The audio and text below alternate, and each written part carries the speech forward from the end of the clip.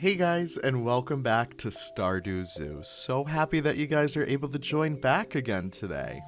I was taking a look back, and I realized that Stardew Zoo premiered at least a year ago today, and I figured, you know what, it's about time we wrap up this project. It was always one of my more favorite ones that I've started, and the details in here really do shine, and I think we should probably do her the justice of finishing her up and getting her up on the workshop.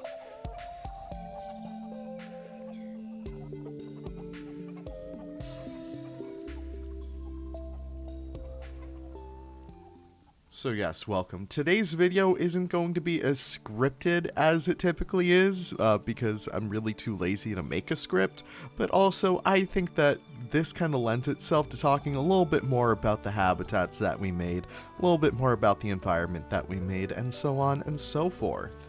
So, where we left off in our last episode, we actually made 3 habitats for 3 separate animals, the Highland cattle, the Randor sheep, and the Alpine goat. Now, the fun thing about these is I actually added a couple more animals to here. Yes, so if you look right in the middle habitat, we actually have 2 new welcoming, companions, I guess, for the sheep. We have the llama and the alpaca, mostly because I didn't really want to make another kind of big open field. I don't really enjoy making those all too much. So yeah, these guys actually do share their habitat. I figure the farmer can come in here and gather up all the wool. They can shear off the llamas and the alpacas and the sheep all in one go. I don't know, I thought that would be a really nice way of including these guys in here. But today's episode leads us into the forest. This is probably one of my favorite areas of the actual Stardew Valley game. I just loved going in here, especially at the start of the game, which is usually what I do. I start the game for a whole month and then I start over, because that's how the game works for me. But I pop in the forest, I pick up my collectibles, all the forageables, and I kind of call it there. I don't know, it's just something so relaxing about going through here.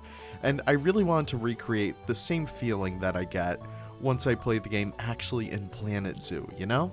The forest is filled with so many awesome unique locales that I just had to include so many of them. One of my favorites is the Wizard's Tower, and that's honestly the first thing I made. It's not functional. It doesn't serve any purpose in the zoo other than to actually look good, but I think we always need some kind of thing like that. Typically in theme park lore, I guess, these guys are called weenies. They're typically something that you can look for at the complete other side of the park, and you're kind of just guided towards it. So I really wanted to recreate it, and you can see it fits in perfectly right over here. What I want to also include were some trees that kind of might be dead on the outside. Maybe the wizard's working on some kind of funky experiments or something. I thought that was super fun to include. Beyond that, we also have some interesting cast of characters in the forest as well. One of my favorites is Linus. He is always the first one I got to 10 hearts with in the game. But I felt like we had to recreate his tent in here. We'll talk about more about what animals share his space with him in a bit. But yeah, that's pretty much it for the vibe of the forest I wanted to go for. Let's jump right into it and kind of see how we made all this stuff.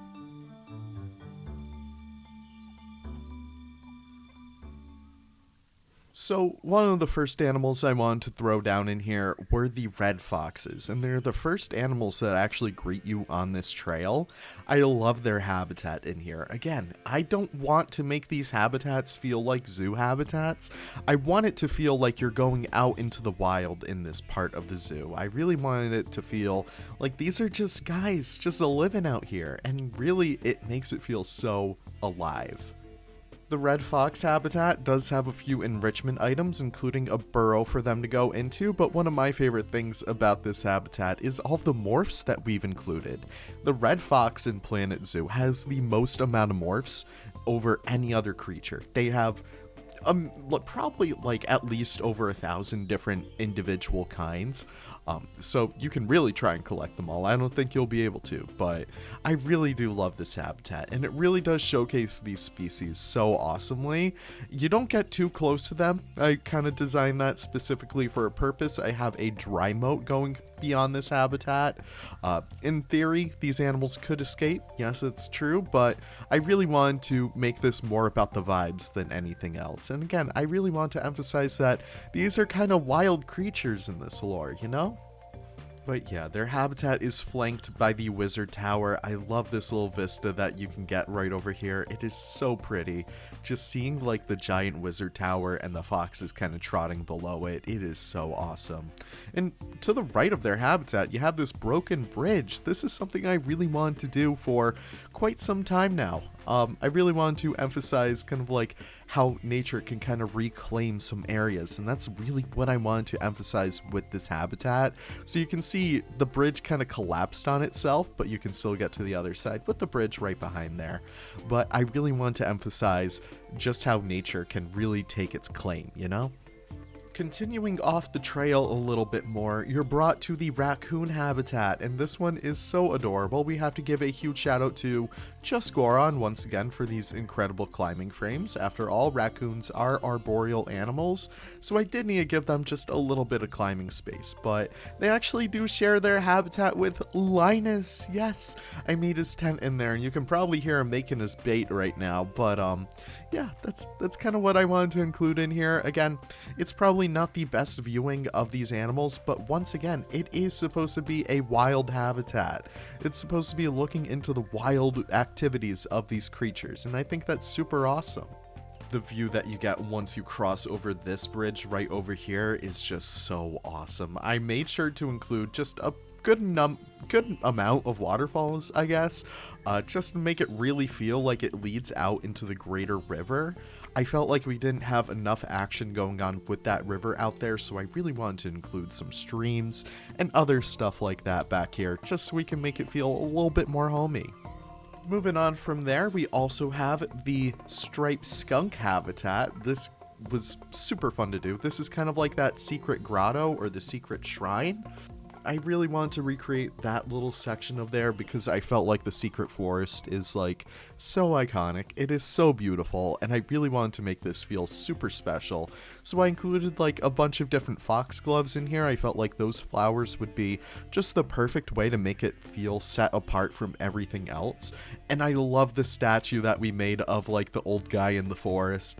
We used some of the Indonesian pieces over there. I thought that was super awesome, and the skunks have a lovely big ol' habitat as well. Once again, I'm not really focusing on the zoo aspect of these habitats. I'm really just focusing on what can we do to make it feel like a natural environment. Now, of course, I did want to include some extra woodland creatures in here, and I would be remiss if I did not include the Virginia possum, or opossum, however you want to say it. These guys are super adorable, and I've always planned on including these guys in this habitat, in this zoo, for quite the longest time. So these guys are based off of, I don't know what they're based off of, but they are from Great Cake Mods or Aono Cloud, and they're just an incredible model. They just look the absolute cutest, and I'm super happy that they're able to call Stardew Zoo home as well.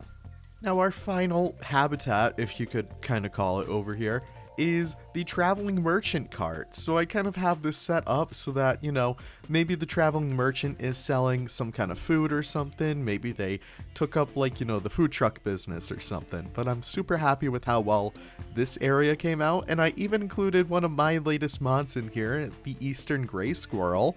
I thought these guys would be the cutest little guys to include in here, especially because they're probably more than likely the species that you could see when you're at like a food court or something like that. They're always digging through the trash or something. So I really wanted to include these guys in here. Plus, like, I just want to show them off. They're awesome. But yeah, I love the traveling merchant cart. You could see me putting it together right now. I made an incredible use of like those Indonesian wood pieces. They fit that kind of like boho aesthetic perfectly, and I'm super happy with how well it came out. I'm not really sure if people can make any use of the traveling merchant cart in any other context. But no, I think it turned out pretty good. And yeah, that's pretty much it for the habitats in here. And with that, our final animals are in Stardew Zoo, but we still have a lot to do.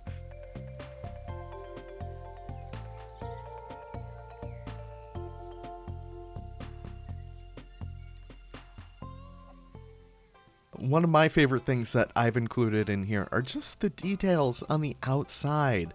I'm from New England, and one of the things you'll see as you drive through New England are these stone walls. They're so iconic. So about 100 or 200 years ago, New England used to be covered by farms, fields, all that stuff.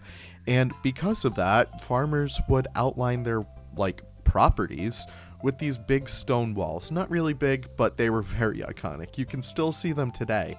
But because of new growth, you almost entirely see these guys in forests. And it seems like they've been dotted in the forest forever, but it's so cool to think about how years ago these were actually farm fields.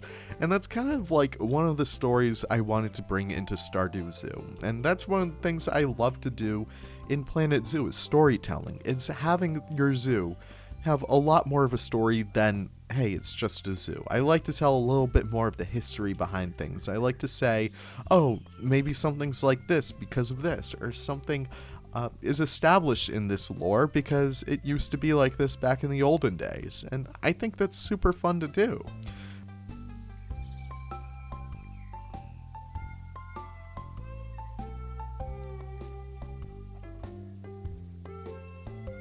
But one of my favorite things in here have to be the outside areas where it's kind of just a little bit swampy. It looks a little bit like, yellow grass and stuff like that. Lately, I've been going out birding a lot.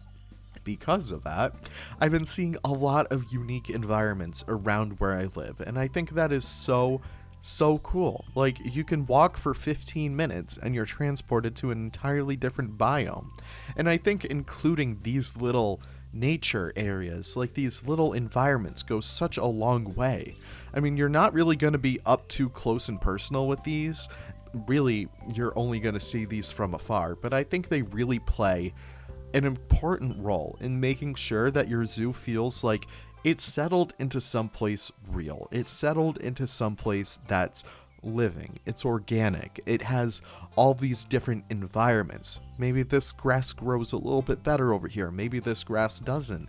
I don't know. I really do enjoy that, and I included a couple of those little areas all throughout the zoo, all throughout the map itself, and I think it turned out really good. It helps bring a different color to the park too, which I think was super lacking.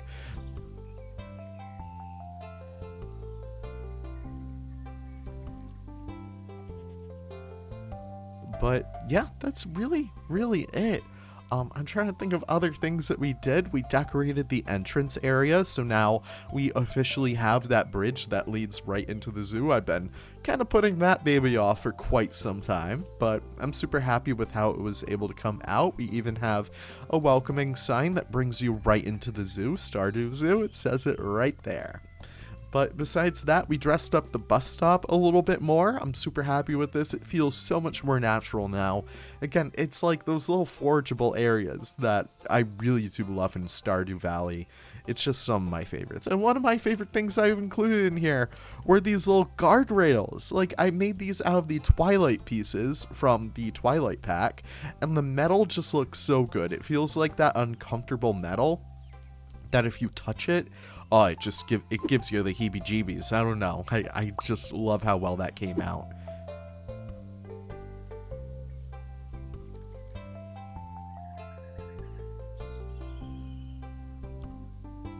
Yeah, that's it for Stardew Zoo. I'm super happy with this. But yeah, that pretty much settles it. I don't know how to end this video, but yeah, I hope you guys enjoyed. I'm gonna have a tour for this video, or this zoo, out relatively soon. I'm super happy with what we were able to accomplish, and I'm super happy I was able to kind of finalize the zoo and bring it out to you guys, because it was just such a labor of love. It was probably one of my favorite projects that I've done in terms of storytelling, in terms of packing the most amount of details into a project as possible, and the references too are super fun. So yeah, I think we'll end it right there. I want to thank you guys so much for stopping by. I really do appreciate it. If you guys are looking for other videos by myself, absolutely check out the rest of my channel. I have a whole bunch of series, a whole bunch of big videos that you guys can check out. But with that being said, have the most wonderful of wonderful days. We'll end it there. Thank you guys for bearing with me for a little bit more of a chill video. I hope you guys appreciate that. But yeah, have a great one, and we'll see you in the next one. Take care, and bye-bye.